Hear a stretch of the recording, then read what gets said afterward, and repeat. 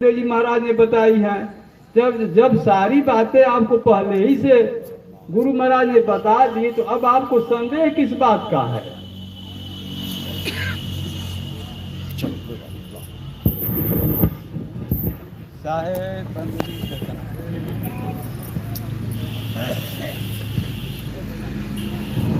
साहिब बंदगी सतनाम।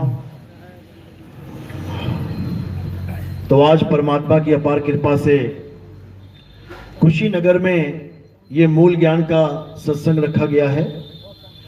बहुत बड़े भाग होते हैं उन जीवों के जो अपने पूरे जीवन काल में एक बार भी इस मूल ज्ञान को सुन पाते हैं, और उससे भी बड़े भाग होते हैं उन जीवों के जो इस मूल ज्ञान को थोड़ा सा भी समझ पाते हैं। क्योंकि सुनना आसान है, आए बैठे घंटा 2 घंटा सुन के चले गए, लेकिन इसको समझना बहुत मुश्किल है। यह केवल उसकी समझ में आता है जिस पर परम पिता परमात्मा की दया हो, जिस पर मालिक की मोहर लगी हो, जिस पर बंदी छोड़ दयाल हो। यह केवल उसी को समझ में आता है, नहीं तो सारी उम्र भी कोई सुनता रहे सत्संग, ये समझ नहीं आ सकता। ये सत्संग ही ऐसा है क्योंकि ये गुप्त ज्ञान है, मूल ज्ञान है। मूल का मतलब होता है जड़। सारे पेड़ देख लो आप, तना दिख रहा है, टहनी दिख रही है, फल फूल पत्ते दिख रहे हैं, सब कुछ दिख रहा है। एक चीज ऐसी है जो गुप्त है, वो क्या है? जड़। तुम जड़ नहीं पहचान सकते कि कौन से पेड़ की कैसी जड़ होगी। पत्ते पहचान लोगे, फल पहचान लोगे, फूल पहचान लोगे, उसकी छाल पहचान लोगे, लेकिन जब जड़ सामने रख दी जाएगी तो तुम बिल्कुल अज्ञानी साबित हो जाओगे वहां पे। तो ये वो ज्ञान है जो गुप्त ज्ञान है। इस गुप्त ज्ञान को उजागर करने के लिए ही बड़े बड़े संतों ने अपनी भविष्यवाणियों में, अपने ग्रंथों में इसका जिक्र किया है कि एक ऐसा समय आएगा जब पूरे विश्व में ऐसा ज्ञान चलेगा जो पहले कभी नहीं सुनने को मिला होगा। उसी को गुप्त ज्ञान कहते हैं। तो ये ज्ञान कौन बताने आता है? जो अभी शंभुदास जी ने क्या बोला कि एक फरिश्ता आएगा आसमान से। क्यों बोला आसमान से? सारे तो मां के गर्भ से आ रहे हैं, ये आसमान से कौन आता है? आता है एक, उसके बारे में समझना पड़ेगा तुम्हें। कैसे आता है वो? गगन मंडल से उतरे साहिब सत्य कबीर, जलज माही पौढ़न किए दोनों दीन के पीर। वो फरिश्ता केवल कलयुग में ही नहीं, वो हर युग में आता है। सतयुग में सत सुकृत नाम से, त्रेता में मुनिंद्र नाम से, द्वापर में करुणामय नाम से, और कलयुग में कबीर नाम से आते हैं और सफेद वस्त्र धारण करते हैं। कबीर साहब के कैसे कपड़े दिखते हैं? सफेद। सफेद का मतलब क्या है? क्या मतलब है? सफेद का मतलब है निकलंक, बिल्कुल सफेद, जिसपे कोई कलंक, कोई दाग धब्बा लगा ही ना हो। ये साहिब की महिमा है कि वो जब आते हैं तो मां के गर्भ से नहीं आते, अविगत से आते हैं। अविगत संतो अविगत से चला आया, कोई मेरा भेद मरम ना पाया। ना हम लीना गर्भ बसेरा, बालक होए दिखलाया। संतो अविगत से चला आया। वो बिना मां बाप के आते हैं संसार में, और जब जाते हैं तो बिना लाश छोड़े जाते हैं। ये आपके साथ पड़ोस में है ना बलघर, वहां पर कबीर साहब की समाधि बनी है। कितनी समाधियां हैं वहां पे? कितनी है? 2। बंदा तो एक था, 2 कैसे हो गई? एक आदमी की 2 समाधियां भी होती हैं क्या? क्या एक आदमी को 2 जगह जलाया जा सकता है क्या? 2 समाधियां क्यों हैं? क्योंकि दोनों दिन में झगड़ा मंड गया। मैं जलाऊंगा, मैं दफनाऊंगा। राजा बघेल कहते हम जलाएंगे, बिजली खान पठान कहता हम दफनाएंगे। कबीर साहब कहते तुम समझ नहीं पाए बेटा मुझे अभी। तो क्या कहते? अच्छा मैं कुटिया में जा रहा हूं, अब मैं शरीर छोड़ने का समय हो गया है, जाने का समय हो गया है, जिसको जो मिले ले लेना, जला लेना, दफना लेना, जो चाहो वो कर लेना। अंदर जाके लेट गए चादर ओढ़ के। जब अंदर जाके चादर ओढ़ के लेट गए तो बाहर आवाज आई आसमान से, खोलो पर्दा, है नहीं मुर्दा, मिथ्या युद्ध कर डाला, ऐ मूर्ख नादाना, तुमने हमें नहीं पहचाना। जब दोनों गए अंदर, चादर उठाई तो वहां क्या मिला? वहां फूल मिले, फूल। उन दोनों का झगड़ा खत्म करने के लिए फूल छोड़े, नहीं तो फूल भी नहीं छूटते। फूल छोड़े कि दोनों का झगड़ा खत्म हो जाए। आधे आधे फूल बांट लिए दोनों ने। एक ने उसी जगह पे हिंदुओं की समाधि बना दी, हिंदुओं के जैसी, और एक ने मुसलमानों के जैसी मजार बना दी। तो दोनों वहां पर आज भी विद्यमान है, जाके देखो। तो ये हैं कबीर साहब, ये हैं वो पुरुष जिसको सत्य पुरुष कहते हैं, जिसको सत्य करतार कहते हैं, जिसको सतनाम कहते हैं। इसीलिए आरती में गाते हैं, जय सतनाम, जय जय सतनाम, जय गुरु बंदी छोड़ कबीर। क्योंकि सतनाम उसी सतपुरुष का गुप्त नाम है, गुप्त नाम है उसका। लेकिन उस गुप्त नाम का भेद कोई नहीं जानता, वही बताने आते हैं। और क्या छुड़वाने आते हैं? जो तुम पहले से जपते आ रहे हो, ये 52 अक्षर, निरंजन ओंकार निरंकार सोहं सतनाम, सतपुरुष अकाल मूरत शब्द स्वरूपी राम, अल्लाह अल्लाह, वाहिगुरु वाहिगुरु, गॉड गॉड, जो भी नाम तुम जपते आ रहे हो उसको छुड़वा दिया जाता है। और क्या लिखाया जाता है? वो गुप्त नाम, वो सतनाम लिखाया जाता है। कोटि नाम संसार में इनसे मुक्ति ना होए, गुप्त नाम सतपुरुष का बूझे बिरला कोई।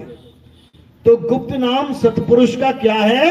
सतपुरुष का नाम ही सतनाम है, सतनाम है। इसीलिए बोला, सतगुरु सोई सतनाम बतावे, बाकी गुरु कोई काम न आवे। अब कई लोग कह रहे हैं नहीं, सतनाम से मुक्ति नहीं होगी, आगे सार नाम सार शब्द भी लेना पड़ेगा। तो वाणी क्या होती? सतगुरु सोई सार शब्द बतावे। सतनाम क्यों बोला? सतनाम क्यों बोल दिया वहां पे? क्योंकि इन नादानों को पता ही नहीं है कि सतनाम ही परमात्मा का सच्चा नाम है। और नाम सब झूठ ही जाना, एक सतनाम सत्य कर माना। बाकी सारे नाम झूठ है, केवल सतनाम ही सच्चा नाम है। झूठे क्यों हैं? क्योंकि इंसान ने बनाया है, इसलिए झूठा है। इंसान के द्वारा बनाए गए नाम झूठे हैं। क्यों? क्योंकि उन नामों को लिखा भी जा सकता है और मिटाया भी जा सकता है।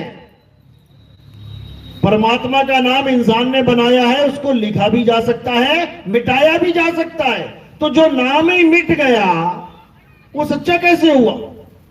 क्या बोलते हैं? एक तू सच्चा, तेरा नाम सच्चा। सच्चा वो होता है जो कभी मिट नहीं सकता, सत्य कभी मिटाया नहीं जा सकता। लेकिन जितने भी 52 अक्षरी नाम हैं, हिंदी के, पंजाबी के, उर्दू के, फारसी के, ये सब लिखे भी जाते हैं और मिटाए भी जाते हैं, समझ लो। तो इन नामों को क्या कहते हैं? 52 अक्षरी नाम। ये कैसे उत्पन्न होते हैं? जीभ से। जीभ से। तुम्हारे बच्चे की जीभ ना हो, बोल पाएगा कुछ क्या? कोई नाम बोल पाएगा क्या? नहीं बोल पाएगा।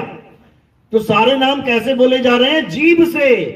52 अक्षर जीभ आधारा, आदि अक्षर जीभ्या से न्यारा, वाही को सत सिमरन कहिए। सत सिमरन मतलब सच्चा सिमरन, सच्ची भक्ति।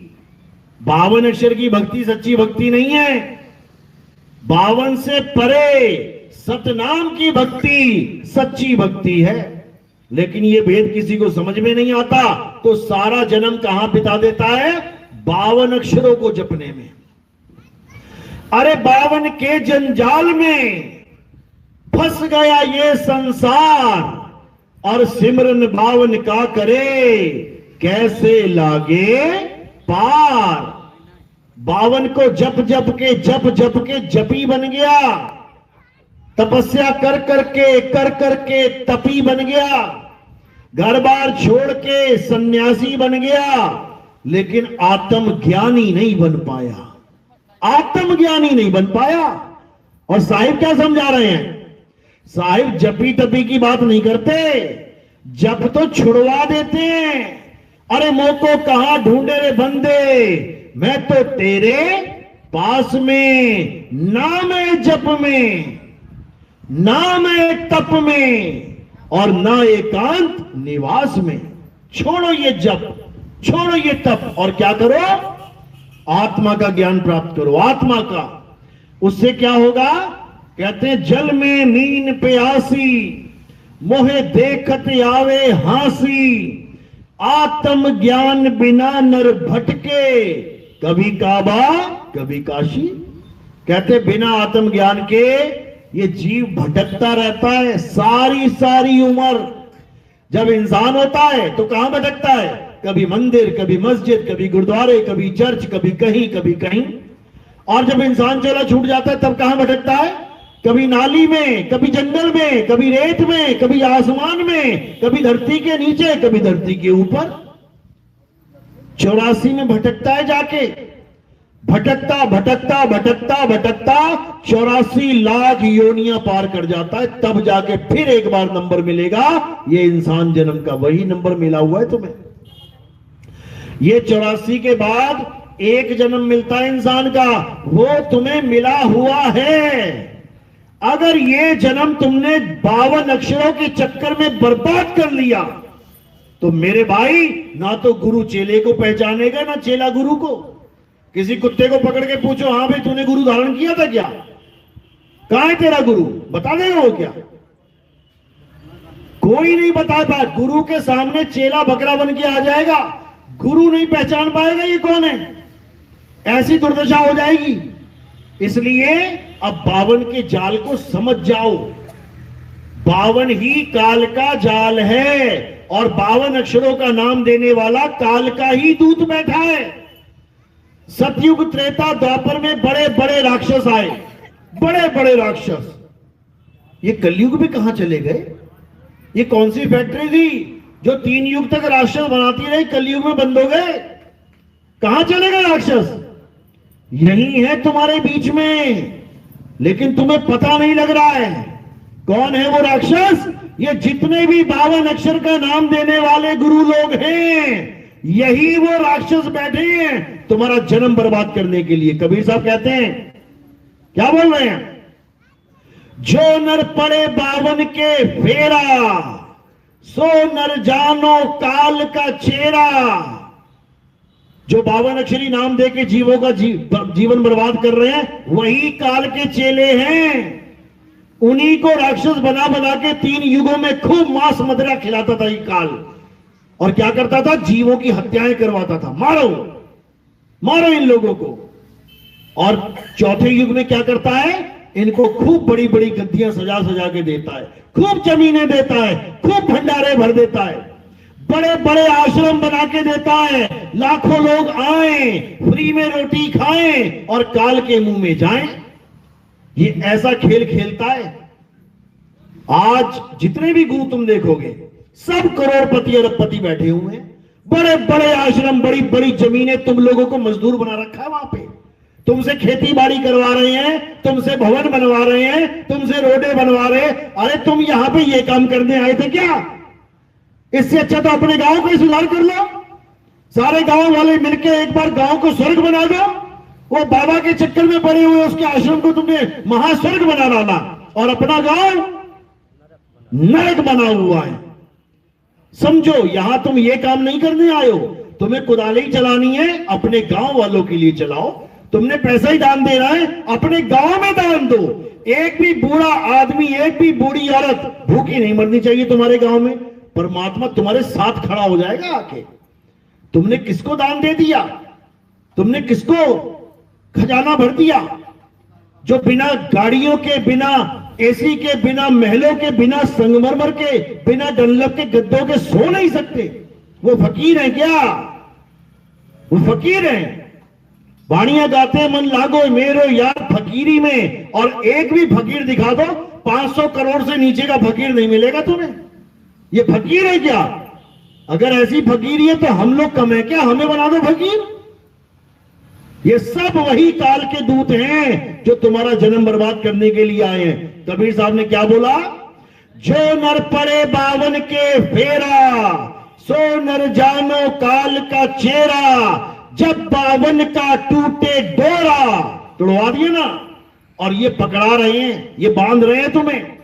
जब बावन का टूटे डोरा, सहजे छूटे काल झगोरा, फिर नहीं आए फिर नहीं जाए, सारे शब्द में रहे समाये।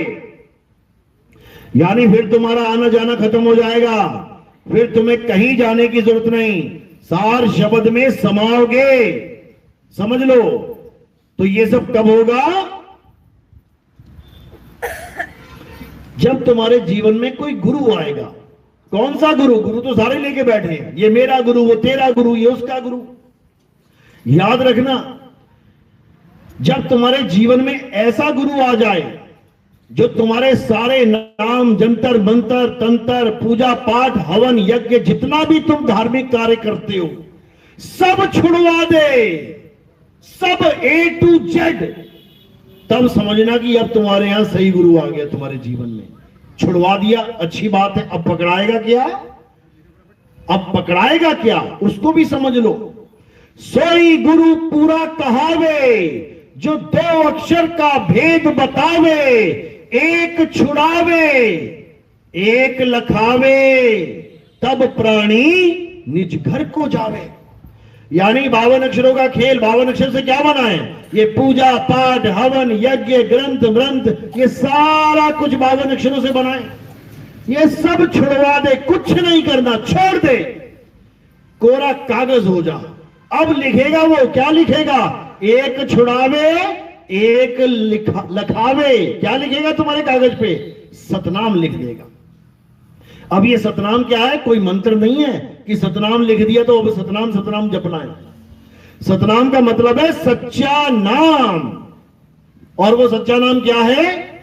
वो 52 से परे तुम्हारा निज नाम, तुम्हारा सत्य स्वरूप, तुम्हारा आत्म स्वरूप है, जीव स्वरूप नहीं। जीव स्वरूप में तो यहां भटक ही रहे हो। वो तुम्हारा आत्म स्वरूप है, तुम्हारा अजन्मा स्वरूप है, तुम्हारा अविनाशी स्वरूप है। उसको सतनाम कहते हैं। साहिब समझा रहे हैं, सत्य नाम कोई नाम नहीं, ये है आपन रूप, और जो जाने इस भेद को पावे आप स्वरूप। वो अपने स्वरूप को प्राप्त कर लेता है, वो अपने निज नाम को प्राप्त कर लेता है, 3 गुणों वाले नामों को छोड़ देता है। 3 गुणों वाले नाम कौन से हैं? जो पैदा होते हैं, जो चलते हैं और जो खत्म हो जाते हैं, उसको 3 गुणों का नाम कहते हैं।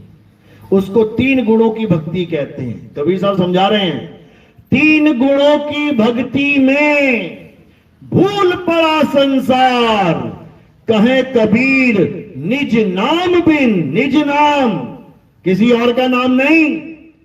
अगर तुम्हें किसी गुरु ने किसी और का नाम जपवा दिया तो समझ लो उसने तुम्हें 3 गुणों की भक्ति में उलझा दिया। सच्चा गुरु क्या करता है? वो सारे नामों को छुड़वा के तुम्हें तुम्हारा नाम दे देता है। तुम्हारा क्या नाम है वो जानो। ये नाम नहीं, बलविंदर सलविंदर ये वाले नाम नहीं, पुष्पा कमला गीता ये वाले नाम नहीं। ये तो तुम्हें दे दिए किसी ने। जब तुम यहां दुनिया में आए, ये चोला धारण करके, शरीर धारण करके, तो तुम्हें ये नाम किसी ने दे दिए। माँ ने दे दिए, पिता ने दे दिए, चाचा चाची ने दे दिए, दादा दादी ने दे दिए। लेकिन तुम्हारा असली नाम क्या है? तुम्हारा असली नाम तुम साथ लेके आए हो। तुम्हारा असली नाम तुम दुनिया में साथ लेके आए हो। बस उसी नाम का लखाव करवाना है। तुम्हारा असली नाम क्या है? सतनाम ही तुम्हारा असली नाम है। तुम्हें सतनाम का ही भेद बताना है। सतनाम का भेद जिस दिन तुमने समझ लिया, उस दिन तुम्हें पता लग जाएगा कि मैं ही सतनाम हूं। तुम्हारा असली नाम सतनाम है। बाबा तंबाकू तो मत खाओ, सत्संग में बैठे हो भाई।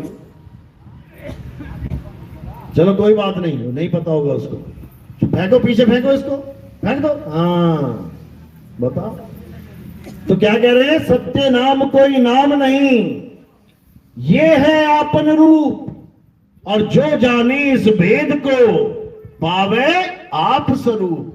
अपने स्वरूप को जानना है, अपने स्वरूप को। और जैसे ही तुम्हें अपना स्वरूप मिल गया, अब क्या हुआ? अब कौन सा भाव आएगा? तो ही मोही, मोही तो ही अंतर कैसा। अब दोनों में कोई अंतर नहीं रह जाएगा, कोई अंतर नहीं। अभी अंतर है, तुम जीवात्मा हो, वो परमात्मा है, अभी अंतर है। लेकिन जब तुम्हें सच्चे साहिब की बंदगी मिल जाएगी, जब तुम सत्य भक्ति करने लग जाओगे, जब तुम्हें परमात्मा प्राप्त होगा, तब कोई अंतर नहीं रहेगा भाई। समुद्र में और गंगा नदी में अंतर है। गंगा नदी चलती है, समुद्र अचल है, दोनों में अंतर है। लेकिन जिस दिन गंगा नदी समुद्र में गिर गई, अब बताओ क्या अंतर है? अब वो भी अचल हो जाएगी। जो चलती फिरती थी वो अचल हो जाएगी। अब कोई अंतर नहीं है। यही गरीबदास जी महाराज समझा रहे हैं कि जब तक तुम्हें ऐसा गुरु मिल गया जो तुम्हें यह कह रहा है कि परमात्मा के पास चलो, परमात्मा को दर्शन करो, परमात्मा का चवर करो, परमात्मा के साथ रहो, अलग अलग, परमात्मा का घर यहां होगा, तुम्हारा घर वहां होगा। बेवकूफ बना रहा है, मूर्ख बना रहा है ये गुरु, जो ये कह रहा है कि परमात्मा के पास जाकर तुम अलग रहोगे, परमात्मा अलग रहेगा, तुम्हारी हस्ती अलग होगी, परमात्मा अलग दिखाई देगा। मूर्ख बना रहा है, मूर्ख। गरीबदास जी क्या कहते हैं? अरे कोटि तो ब्रह्मा हुए और कोट भये जगदीश, कोट भये ईश, साहिब तेरी बंदगी से ये जीव होए जगदीश। कोटि तो ब्रह्मा भये, यानी करोड़ों लोग भक्ति करके ब्रह्मा के पद को प्राप्त हो गए, इंद्र के भी पद को प्राप्त हो जाते हैं, गजेंद्र भी बन जाते हैं, ब्रह्मा भी बन जाते हैं। वो पद है, मिल गया किसी को भी। कोटि तो ब्रह्मा भये, कोटि भये ईश। कई लोग इष्ट बन जाते हैं किसी के, जैसे हनुमान जी बन गए। हनुमान जी इष्ट देव हैं किसी के, हजारों लाखों लोगों के। शनिदेव किसी का इष्ट है क्या? बिल्कुल है, लाखों लोगों का शनिदेव की पूजा हो रही है। बाबा बालकनाथ इष्ट देव है किसी के? बिल्कुल है। तो कह रहे कोटि तो ब्रह्मा भय और कोटि भय ईश। ये गलत भक्ति कर रहे हैं, इसलिए बन रहे हैं ये लोग।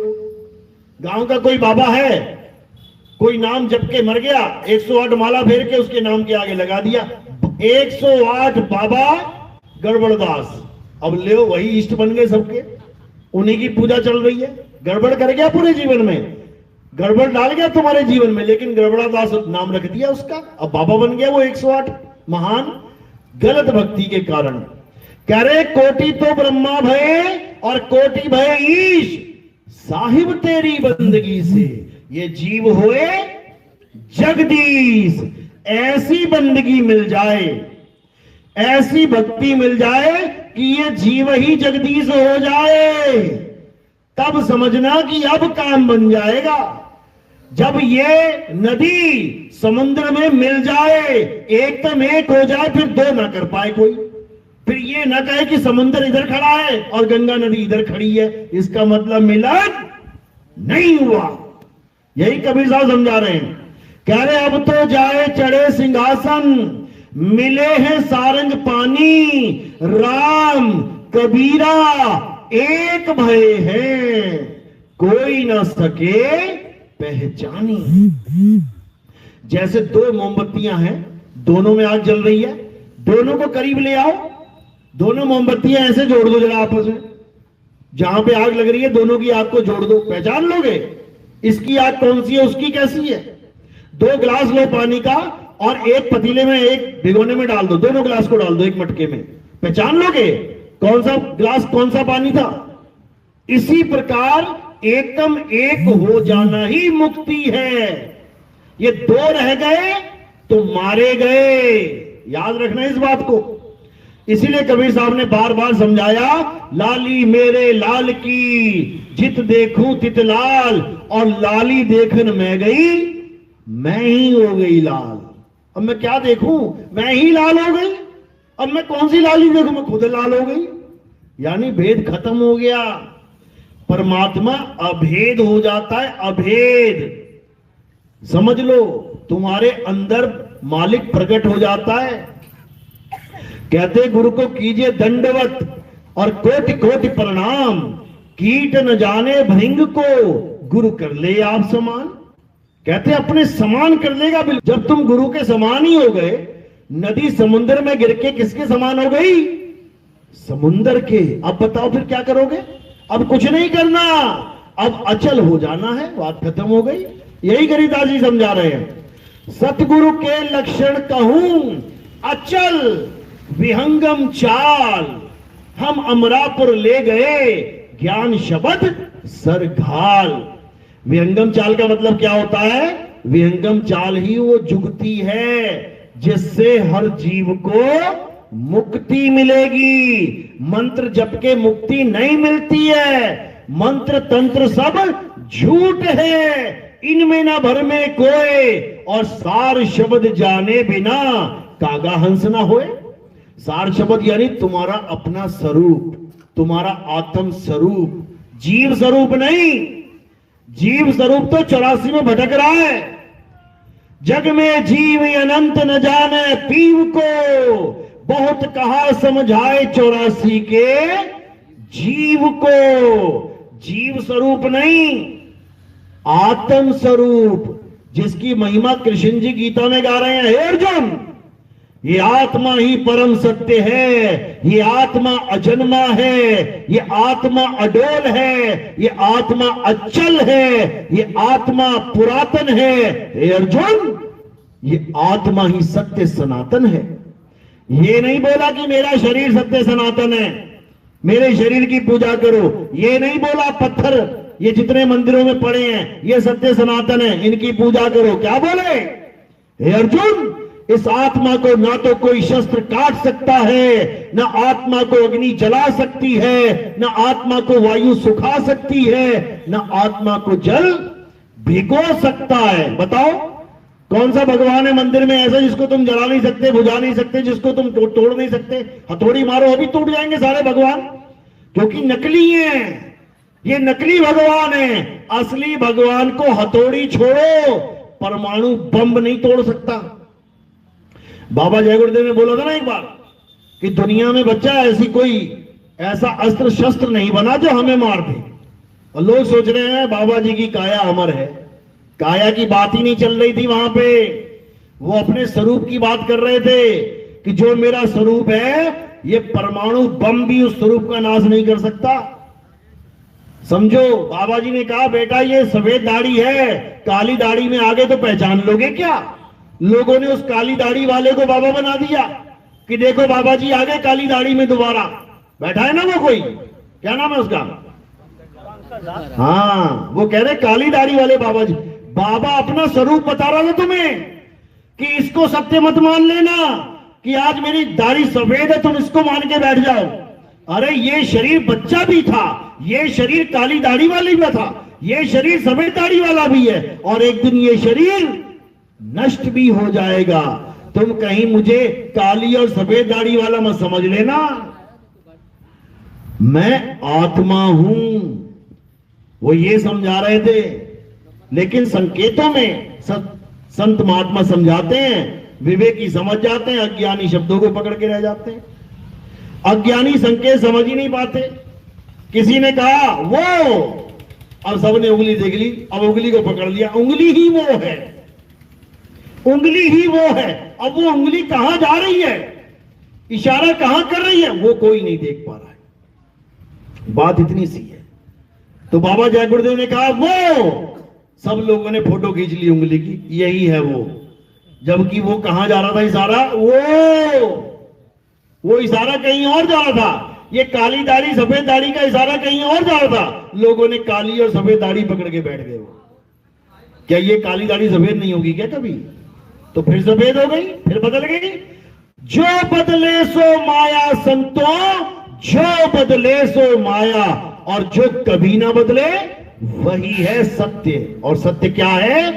आत्मा ही सत्य है। हे अर्जुन, जो आत्मा का ज्ञान प्राप्त कर लेते हैं, जो आत्मा में आनंदित रहते हैं, जो आत्मा में रमण करते हैं, जो अपनी आत्मा में संतुष्ट रहते हैं, जो अपनी आत्मा में तृप्त रहते हैं, उनके लिए कोई धार्मिक कर्म कर्तव्य लागू ही नहीं होता। उनको किसी मंदिर में जाने की जरूरत नहीं, उनको किसी मस्जिद में जाने की जरूरत नहीं, उनको किसी गुरुद्वारे में जाने की जरूरत नहीं, उनको किसी चर्च में जाने की जरूरत नहीं, उनको कहीं भी जाने की जरूरत नहीं। केवल अपनी आत्मा में रमण करना है। अध्याय 3 17वां श्लोक यही समझा रहा है। अध्याय 3 17वें श्लोक में यही समझाया गया है कि बाहर मुखी सारे कर्म कांड त्याग दो, देवी देवताओं की पूजा त्याग दो, हवन यज्ञ त्याग दो, तीर्थ मूर्त त्याग दो, भुइया भवानी त्याग दो, लोहा पीतल कांसा पत्थर त्याग दो। भगवान लोहा पीतल कांसे पत्थर का नहीं होता। राम जी के पीतल के थे, सोने के थे या पत्थर के थे, संगमरमर के थे क्या? तुमने कैसे बना दिया? तुमने कैसे बना दिया भगवान को लोहा पीतल पत्थर? हर मंदिर में क्या पड़ा है? लोहा पीतल पत्थर। तभी रात में चोर आता है, उठा के ले जाता है। क्यों? कबाड़ में बिक जाएगा वो, इसीलिए लेके जाता है। ये थोड़ी लेके जाता कि नहीं मैं इसको अपने घर में स्थापित कर लूंगा पूजा करने के लिए। कहां जाएगा वो पीतल? बड़े बड़े घंटे उखाड़ के ले गए पीतल के, बड़े बड़े शिवलिंग पीतल के उखाड़ के, कहां जाएंगे वो?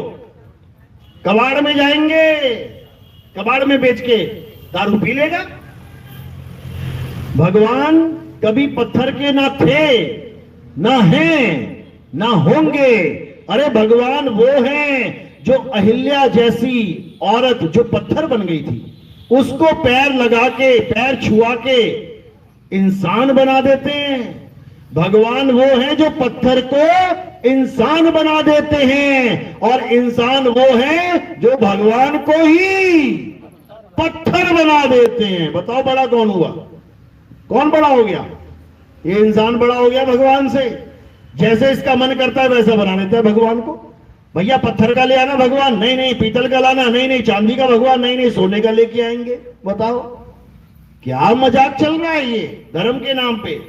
भगवान ईंट पत्थर सोना चांदी नहीं है। भगवान क्या है? हे अर्जुन, मैं आत्मा हूं, अजन्मा हूं, नित्य हूं, शाश्वत हूं, मैं ही सत्य सनातन हूं। लेकिन मैं हमेशा अपनी माया के पीछे छुपा रहता हूं। ये जगत मुझे आदमी करके जानता है। ये सब बुद्धिहीन हैं। बिल्कुल स्पष्ट लिखा है गीता में। जो मुझे नर यानी आदमी की तरह समझता है वो निपट मूर्ख है। मैं अपनी माया के पीछे सदा छिपा रहता हूं, अव्यक्त रहता हूं, इसलिए मुझ अजन्मे को, मुझ अविनाशी को कोई नहीं जान पाता। समझो। तो वो माया के पीछे छुपे रहते, तुम नहीं छुपे हो क्या? तुम भी छुपे हुए हो बेटा। तुम भी इसी काया माया के पीछे छुपे हुए हो।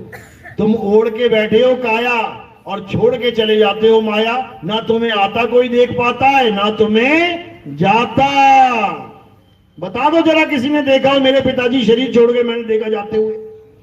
लिखते हो, बोलते हो मेरे पिताजी शरीर छोड़ गए, तो तूने देखा जाते हुए? नहीं देखा तो नहीं, तो छोड़ कैसे गए?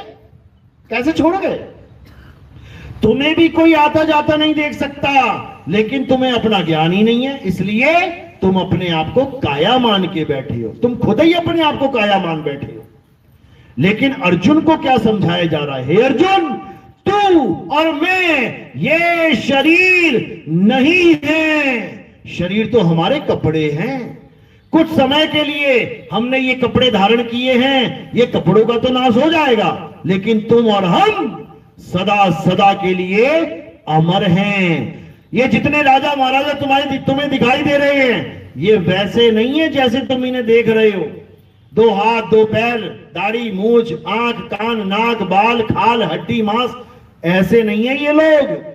ये अजर अमर अविनाशी हैं, लेकिन कुछ समय के लिए इन्होंने ये नाशवान काया धारण कर ली है, इसलिए तुम्हें लग रहा है ये ऐसे हैं।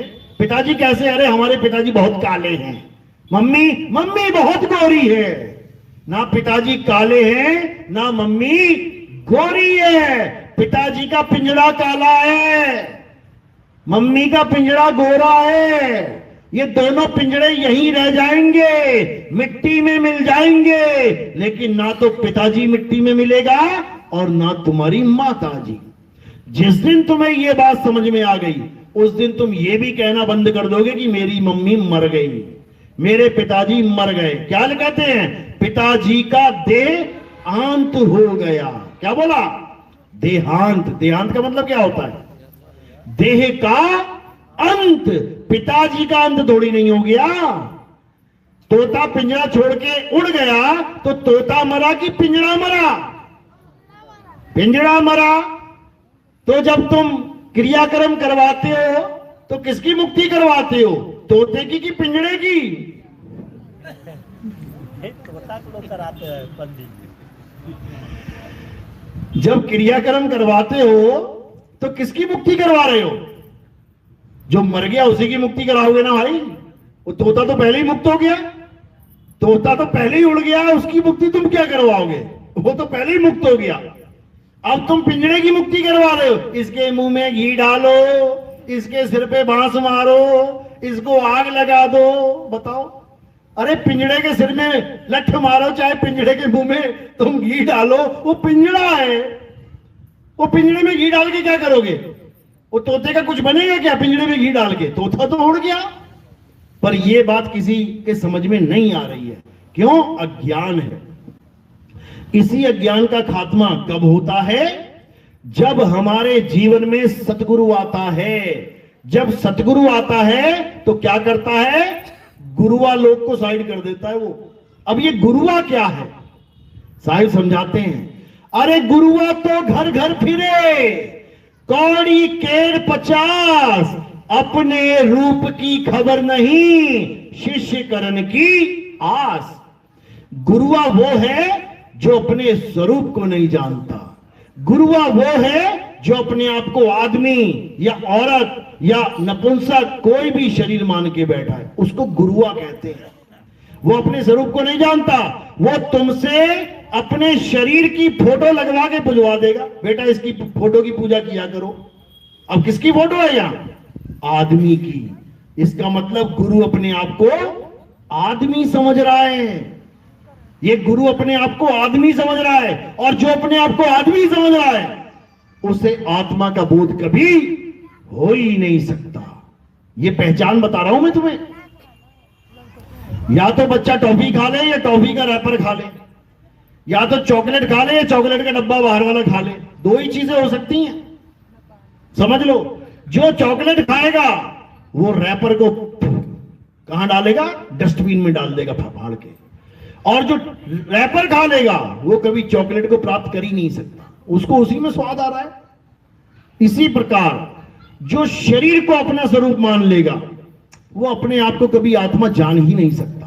और जिसको अपना स्वरूप पता लग गया वो अपने आप को शरीर कभी मान ही नहीं सकता।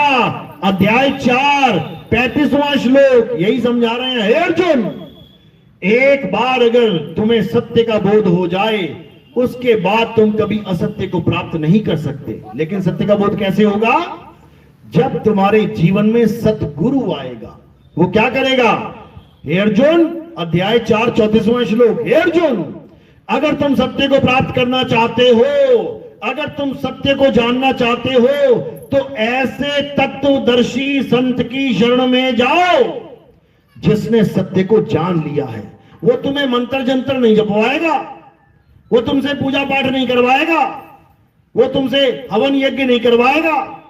वो तुमको केवल और केवल तुम्हारी आत्मा का ज्ञान समझाएगा, तुम्हें तुम्हारा आत्मा का बोध करवाएगा, और उसी आत्मा में परमात्मा का वास है। तब जाके तुम अपनी आत्मा में परमात्मा को अनुभव करोगे। कौन करेगा अनुभव? जीव करेगा। कहां करेगा? आत्मा में करेगा।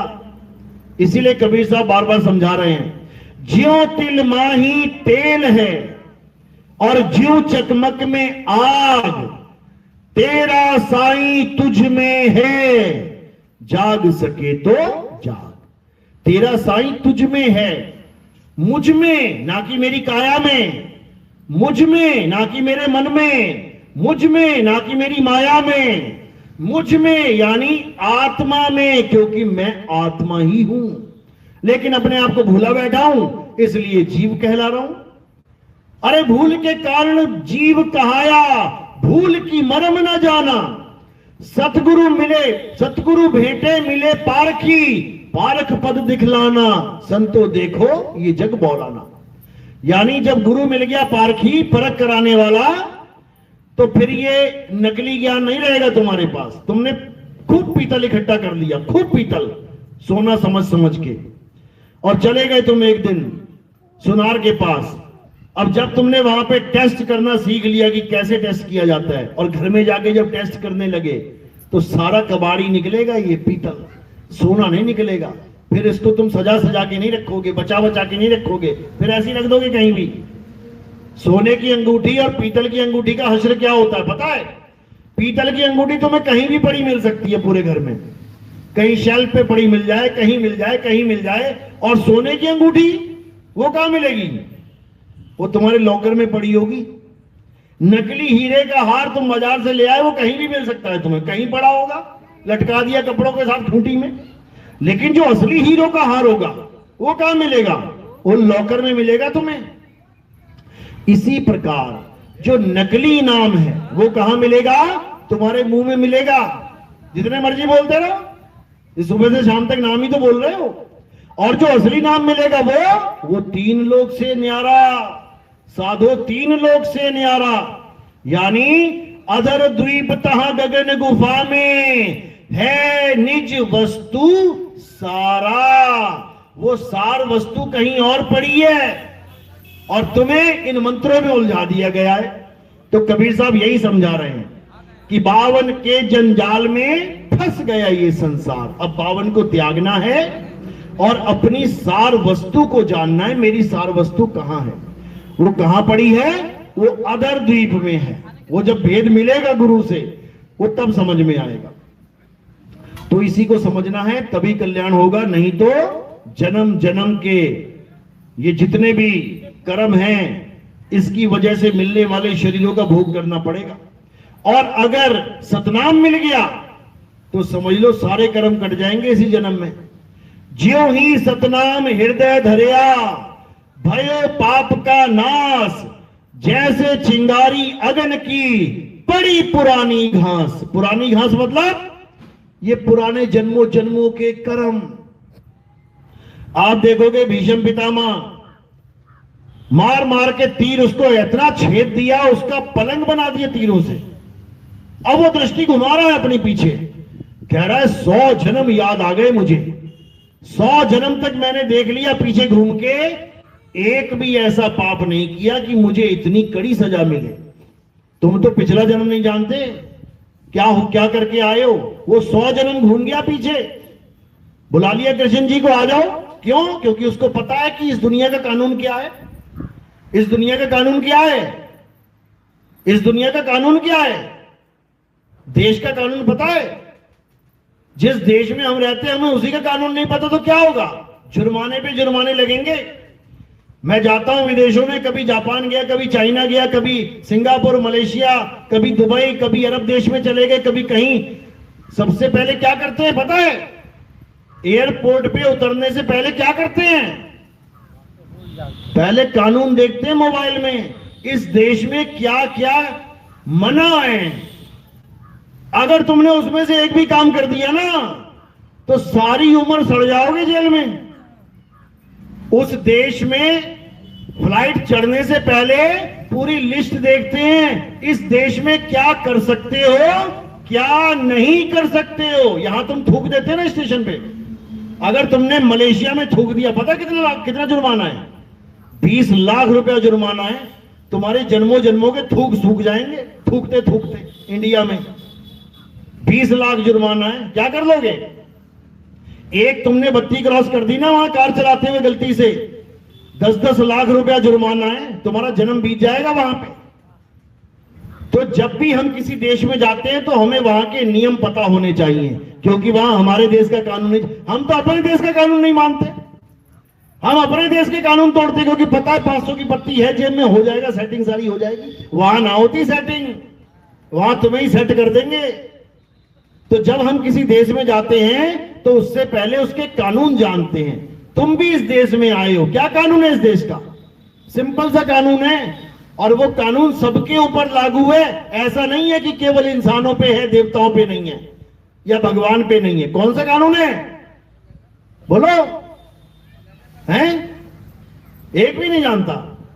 बड़ी गलत जगह आ गए हो भाई तुम लोग। इस देश का क्या कानून है? जो करोगे सो भरोगे। अब ये सब पे लागू होता है। इसमें ये नहीं है कि भगवान जी मेरे कर्म काट देना, मेरा ऐसा कर देना। वो कहता मेरे खुद ना कट रहे, तेरे कहां से काटूं? अरे मेरे खुद नहीं कट रहे हैं, मैंने बाली को मार दिया तीर से छुप के, ले जी बाली मुझे आगे मार रहा है, मैं तेरे कहां से काट दूं कर्म? मेरे कर्म ना कट रहे यहां पे। 14 साल का वनवास मुझे काटना पड़ गया, तेरे वनवास कहां से काट दूंगा मैं? नारद के साथ मजाक कर दिया स्त्री के लिए, अरे मुझे अपनी स्त्री के लिए भुगतना पड़ गया, मेरी स्त्री ले गया उठा के रावण। स्त्री के लिए नारद को तड़पाया, मुझे अपनी स्त्री के लिए तड़पना पड़ गया। मैं तेरे पाप कहां से नाश कर दूंगा भाई? कोई कुछ नहीं कर सकता इस दुनिया में। इस दुनिया में जो आ गया वो करेगा, भरेगा। कौन बचा सकता है इससे हमें? केवल सतनाम, केवल सतनाम बचा सकता है। ज्यों ही सतनाम हृदय धरे और भयो पाप का नाश, जैसे चिंगारी अग्नि की पड़ी पुरानी घास। यानी पुराने पुराने जन्मों के कर्म, घास के ढेर लगे हुए हैं, पहाड़ बने हुए हैं सूखी घास के। तुमने जाके एक तिल्ली लगा दी, बस एक तिल्ली लगा दी सतनाम की, तो क्या हो जाएगा? सारा स्वाहा हो जाएगा। पता भी नहीं लगेगा यहां कभी ये पहाड़ खड़ा था कि नहीं खड़ा था, क्योंकि ये सतनाम का खेल है सारा। जहां सतनाम आ जाए वहां कर्मों का खेल खत्म हो जाता है। लेकिन तब जब हम अटल होके सतनाम की भक्ति करते हैं तो क्या करना है? अब असत्य नाम को त्याग देना है। असत्य नाम मतलब नकली नाम, कृत्रिम नाम, झूठे नाम। मुंह से निकाल के कुछ दे दूं, खाएगा कोई? क्या बोलेगा? अरे झूठा है, झूठा है, झूठा है। मुंह से निकली चीज झूठी है, झूठी है, झूठी है। तो ये नाम कहां से निकल रहे हैं? नाम भी थूक में से लग लग के निकल रहे हैं। कोई भी नाम बोलो, जुबान लग रही है कि नहीं लग रही है? थूक लग रहा है कि नहीं लग रहा है? तो ये सब झूठे नाम है। सच्चा नाम क्या है? जिसमें थूक नहीं लगता। ये थूकिए नाम है, थूकिए। और वो सत्य नाम है, वहां थूक नहीं पहुंचता। वो बिना थूक के चल रहा है, वो बिना मुख के चल रहा है। जहां लग बाणी मुख पर गासा, तहां लग काल करे सब ग्रासा। जहां तक ये बोलने जाने वाले अक्षरों को जीभ पकड़ के बैठा है, वहां वहां काल सफाया कर देगा तुम्हारा। और जो अबोल को जान जाता है, अडोल को जान जाता है, उसके लिए क्या बोला? सार शब्द आय जय विधि हाथा, तेहि विधि काल नवावे माथा। अभी तुम्हें समझ में नहीं आ रही है बात? अभी नहीं समझ में आ रही है कि काल खाएगा किसे? जो नाम जपेगा उसको खाएगा। और काल किसके आगे झुक जाएगा? जो नाम को सिमरेगा उसके आगे झुक जाएगा। अब नाम जपना और नाम का सिमरन करना ये एक है कि अलग अलग है? बस इसको समझना है। अज्ञानी गुरु नाम जाप को ही सिमरन बना के बैठे हुए हैं। सिमरन शब्द कहां से आता है? स्मरण से। स्मरण, स्मरण का मतलब जाप नहीं होता, स्मरण का मतलब क्या होता है? याद करना। स्मरण करो, अपने माता पिता को स्मरण करो, अपने गुरु को स्मरण करो। स्मरण करना, याद करना। मेरी स्मरण शक्ति बहुत तेज है, यानी मेरी याददाश्त बहुत तेज है। मेरे जाप तेज नहीं है कि मैं बहुत तेज जप सकता हूं। राम राम राम राम राम राम राम राम राम राम राम करने वाला भूला हुआ है। मेरा चश्मा कहां रख दिया मैंने? राम ना चश्मा उसका ढूंढ पा रहा है। जपना अलग चीज है, याद करना अलग चीज है। हमने नाम नहीं जपने हैं, हमने अपने सत्य स्वरूप को याद करना है। जब हमें वो याद आ जाएगा तब समझ जाना काम बन गया। अब सारे कर्म खत्म हो जाएंगे। क्यों? क्योंकि हे अर्जुन, ये आत्मा अकर्ता है। ये आत्मा कभी कुछ नहीं करता। कौन करता है फिर? ये मन, माया, तीन गुण, यही प्रकृति के सारे काम करते हैं। आत्मा अकर्ता है। लेकिन ये आत्मा, जीवात्मा भूला बैठा है, अपने आप को कर्ता मान रहा है, इसीलिए फंसा पड़ा है। नानक साहब समझा रहे हैं, जब लग जानू मैं हूं करता, तब लग गर्भ जून में फिरता। जब लग जानू बैरी मीत, तब लग निश्चल नाही चीत। कहते जब तक मैं अपने आप को कर्ता मान रहा हूं, मुझे भुगतना पड़ेगा। पुलिस वाले आए, कोई काम हो गया, कांड हो गया कोई, हमें किसने किया? ये किसने किया? अरे सब मैंने किया। तूने किया? आजा बेटा, तुझे आजा, लेके चले तुझे।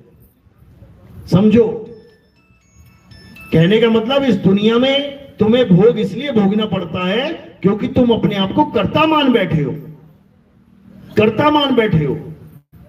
और अगर तुम कहो भैया मैंने कुछ नहीं किया, मैं कुछ नहीं जानता, मैंने कुछ नहीं किया, कुछ नहीं किया, तो फिर कुछ नहीं किया। लेकिन ये कैसे कहेंगे कुछ नहीं किया? जब हम अपने सत्य स्वरूप को जान जाएंगे तब हम कह पाएंगे मैंने आज तक कुछ किया ही नहीं। तब जाके ये बंधन टूटेगा, नहीं तो नहीं टूटेगा। और ये ज्ञान कब होगा? जब तुम्हें ऐसा वकील मिल जाएगा जो तुम्हें कहेगा बस तुम ये कहते रहना जज साहब के सामने कि जज साहब मैंने कुछ नहीं किया, मैंने कुछ नहीं किया, बाकी मैं संभाल लूंगा, बाकी मैं संभाल लूंगा। दो प्रकार के वकील होते हैं, पता ना? एक वकील होता है सच्चाई के साथ लड़ता है, जो सच्चा बंदा उसके साथ होता है। एक वकील होता है जो कांड करने वाले के साथ खड़ा होता है, उसको पता है किसने कांड किया है, उससे पूछ लेता है बेटा मुझे एक एक बात बता दे, तूने क्या, कब, कैसे बुला के, कितनी गोली मारी, कितने घूसे मारे, कहां गोली मारी, क्या किया, मुझे बता दे। अगर मुझसे छुपा लिया बेटा बचा नहीं पाऊंगा तुझे। तो वो क्या करता है, पूरी स्टोरी बता देता। अरे यार मैं भैया ऐसे जा रहा था, मेरे कट्टा लगा था यहाँ पे और उसने मुझे गाड़ी दे दी और मैंने उठा के कट्टा उसकी गोली मार दी। बता दिया ना। अब वकील दिमाग लगाएगा, अब पूरा दिमाग लगाएगा, कैसे बचाऊं, कैसे बचाऊं, कैसे बचाऊं। कोई ना कोई ऐसा जुगाड़ लगा देगा कि जज कहेगा अरे भाई ये तो यहाँ पे था ही नहीं। क्या करेगा? विदेश की टिकट दिखा देगा, विदेश के होटल का बिल लेके आ जाएगा। पुरानी फिल्में देखी है ना, यही होता था। 15 तारीख को कत्ल हुआ, वो कह रहा है 14 तारीख को तो मेरे इस बंदे ने देश छोड़ दिया था, ये 15 को देखो वहां होटल में था। अब जज देख रहा है सबूत तो है, अब क्या किया जाए? अब वो भी कह रहा है जज साहब मैंने कुछ नहीं किया, मैंने कुछ नहीं किया। तो जज क्या कहता है, सारे सबूतों और बयानात के मद्देनजर देखते हुए हम इसको बाइज्जत बरी कर देते हैं। तो ये है बंदी छोड़। अब ये मत समझना कि वो झूठ का साथ दे रहे हैं। झूठा तो ये काल है जो हमारे सिर पे सारे कर्म लाद के बैठा रखा है हमें। इसने किया, इसने किया, इसने किया। अरे कबीर साहब आके हमें निर्दोष साबित करेंगे कि तूने कभी कुछ किया ही नहीं, क्योंकि आत्मा कुछ कर ही नहीं सकती है। इसीलिए बोला तू कर ले गुरु वकील, मुकदमा भारी है। इतना तगड़ा मुकदमा लगा हुआ है तेरे ऊपर कि तू सोच भी नहीं सकता। जन्मों जन्मों के कर्म का रजिस्टर बना हुआ है, समझ लेना। ये रजिस्टर पकड़ के बैठा हुआ है हिसाब लेने वाला। तो क्या कहते हैं, जब गुरु आ जाएगा, सतगुरु आ जाएगा तो क्या होगा? अरे सतगुरु जो चाहे सो कर ही, ऊत भूत सब जमडर ही ऊत भूत जम त्रास निवारे और चित्रगुप्त के कागज फाड़े। सतगुरु जो चाहे सो करही 14 कोट दूत जमडर ही। यानी जो 14 यम हैं जीवों के पीछे लगे हुए हैं, कहते हैं वो सब डर के मारे भाग जाते हैं। ऊत भूत जम त्रास निवारे और चित्रगुप्त के कागज फाड़े। तुम्हारा जितना भी हिसाब किताब है सबके कागज फाड़ देगा वो, सबके कागज। कुछ नहीं किया, कुछ नहीं किया, बाइज्जत भरी, कुछ नहीं किया और तुम निर्लेप होकर निकल जाओगे। तो ये तब होता है जब तुम्हारे जीवन में आत्मज्ञानी गुरु आएगा, जो तुम्हें आत्म दृष्टि से आत्म ज्ञान देगा, तुम्हें आत्मा ही बना देगा, अमर बना देगा तुम्हें। कबीर साहब का काम यहाँ पे नाम जपवाना नहीं है, कबीर साहब का काम है तुम्हें अमर करवाना। अमर करूं सतलोक पठाऊं, ताते बंदी छोड़ कहाऊं। तो उसी बंदी छोड़ की शरण में अब आना है, समय आ गया है। अब एक झंडे के नीचे आना है, एक नाम को जानना है, एक भाषा को समझना है।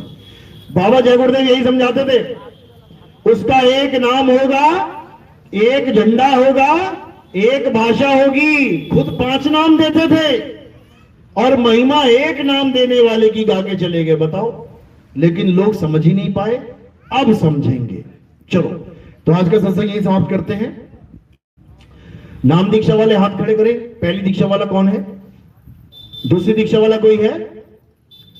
सत्संग खत्म होने के बाद उस कमरे में जहां बैठे थे वहां पे आके दीक्षा हो जाएगी। तो अब आरती का समय, आरती कैसे करते हैं? हमारे यहाँ आरती किसकी होती है समझ लो। हमारे यहाँ आरती शरीर की नहीं होती है, हमारे यहाँ आरती किसी नाशवान वस्तु की नहीं होती है, हमारे यहाँ आरती किसी फोटो कैलेंडर की नहीं होती है।